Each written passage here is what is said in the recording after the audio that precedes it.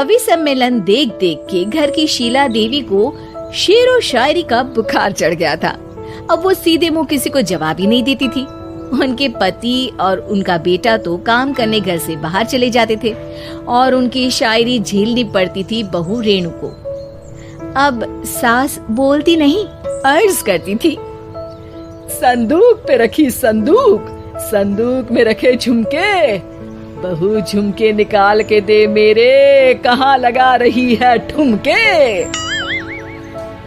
माँ जी, झुमके तो आपके निकाल दूंगी मैं, लेकिन आपके दिमाग से ये शायरी का भूत कैसे निकलेगा? छोटे लोग नहीं समझेंगे, शायरी है शौक बड़ा, तू अपने काम से काम रख, मेरे काम में मत टांग अड़ा। शौक अलग बात है, लेकिन हर चीज में अपना शौक डाल देने से जग हसाई हो सकती है सासू माँ। अरे मैं हूँ एक नंबर कलाकार, कोई ऐसी वैसी बला नहीं, तुम घर के कामों में उलझी, समझोगी मेरी कला नहीं। ठीक है माँ जी, आप नहीं समझती तो कोई बात नहीं, लाओ मैं आपके झुमके ही निकाल कर दे देती हूँ। बहू सास के झुमके निकाल कर देती है और वहाँ से चली जाती है। शाम को बहू अपने पति से शिकायत करती है, सुनिए जी, आप माँ को कुछ समझाते क्यों नहीं? अरे क्या समझाना है माँ को? अरे अपनी शायरी थोड़ी कम करे ना। अरे तुमको उनकी शायरी से क्या दिक्कत है?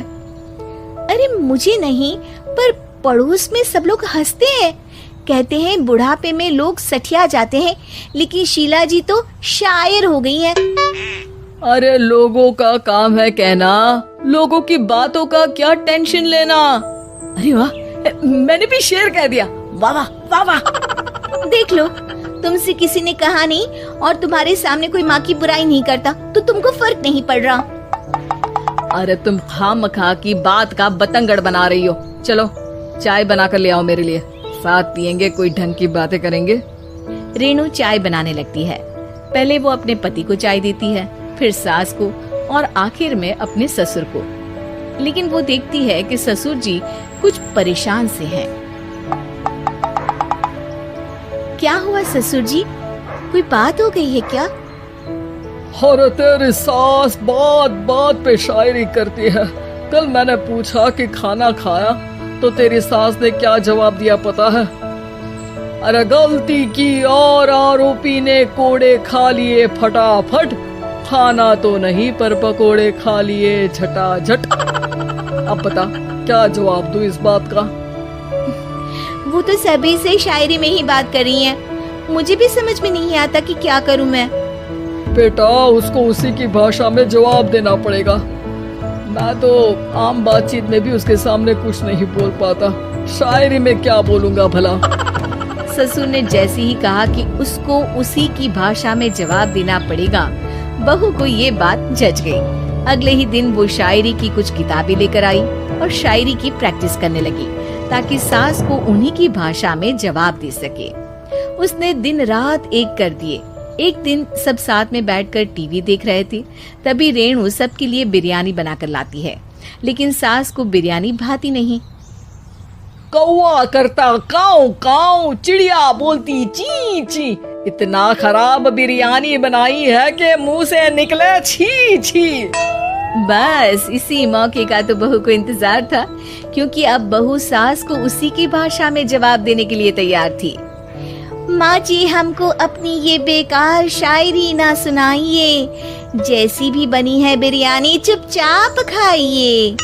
ससुर जी और रेणु के पति ने रेणु का जवाब सुनते ही जोर से ताली बजाई और सास ने जब रेणु का शायराना जवाब सुना तो उनके गले में बिरयानी अटक गई।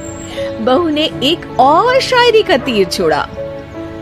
शायरी में बहू के सामने सास हो जाएगी ढेर, क्योंकि सास मारेंगी एक शेर तो बहू मारेगी 1.25 शेर। सास को छोड़ के सब वाह वाह करने लगते हैं। आज पहली बार सास को नहले पे दहला मिला था और रेणु ने सास का मुंह चुप करा दिया था। अगले दिन रेणु का पति उससे कहता है, अरे वाह, तुमने तो माँ की बोलती बंद कर दी, मजा आ गया।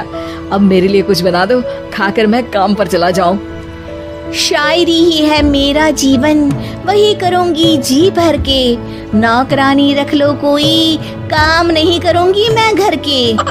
अरे तुम क्या माँ जैसी हरकतें करने लगी, सीधे सीधे बात करो ना। हो गई कल शायरी, रोज थोड़ी ना करोगी। शीशी भरी गुलाब की पत्थर पे फोड़ दो, जो मुझे शायरी से रोके उसके कान मरोड़ दो। पति घबराकर वहां से चला जाता है और बाहर उसके पिताजी के पास जाकर बैठ जाता है। दोनों अपनी बीवियों की शायरी से परेशान है। ससुर को पछतावा होता है कि क्यों उसने बहू को सास की भाषा में ही जवाब देने का आइडिया दिया। अब तो घर में दो शायर हैं। दोनों एक साथ दुखी स्वर में कहते हैं, हम दोनों की ही बीवियां जब से शायर हो गई है, क्या बताएं, जिंदगी एक फटा हुआ टायर हो गई है।